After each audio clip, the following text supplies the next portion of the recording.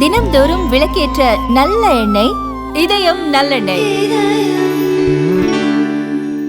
நக்சலுக்கு ஆதரவாக இந்தி கூட்டணியின் துணை ஜனாதிபதி வேட்பாளர் சுதர்சன் ரெட்டி செயல்பட்டார் என மத்திய உள்துறை அமைச்சர் அமித்ஷா குற்றம் சாட்டியுள்ளார்.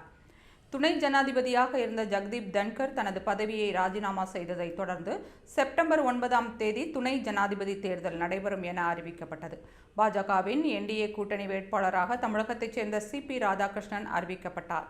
இந்தி கூட்டணியின் வேட்பாளராக ஆந்திர பிரதேசத்தைச் சேர்ந்த சுதர்சன் ரெட்டி அறிவிக்கப்பட்டார். இந்த சூழலில் முன்னாள் நீதிபதியான சுதர்சன் ரெட்டி நக்சலுக்கு ஆதரவாக செயல்பட்டார் என்று மத்திய உள்துறை அமைச்சர் அமித்ஷா குற்றம் சாட்டியுள்ளார். கேரளாவில் நடந்த ஒரு நிகழ்ச்சியில் பேசிய அவர், இடதுசாரிகளின் அழுத்தம் காரணமாகவே முன்னாள் நீதிபதி சுதர்சன் ரெட்டியை துணை ஜனாதிபதி வேட்பாளராக காங்கிரஸ் கட்சி நிறுத்தியுள்ளது. சுதர்சன் ரெட்டி யார் தெரியுமா? அவர் நீதிபதியாக இருந்தபோது சத்தீஸ்கரில் நக்சல்களை ஒழிப்பதற்கு அமைக்கப்பட்ட சல்வா ஜூடும் அமைப்புக்கு எதிராக தீர்ப்பு வழங்கியவர்.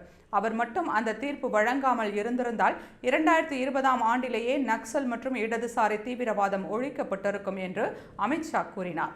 துணை ஜனாதிபதி வேட்பாளரான சுதர்சன் ரெட்டி மீது அமித்ஷா வைத்துள்ள இந்த குற்றச்சாட்டு பரபரப்பை ஏற்படுத்தியுள்ளது.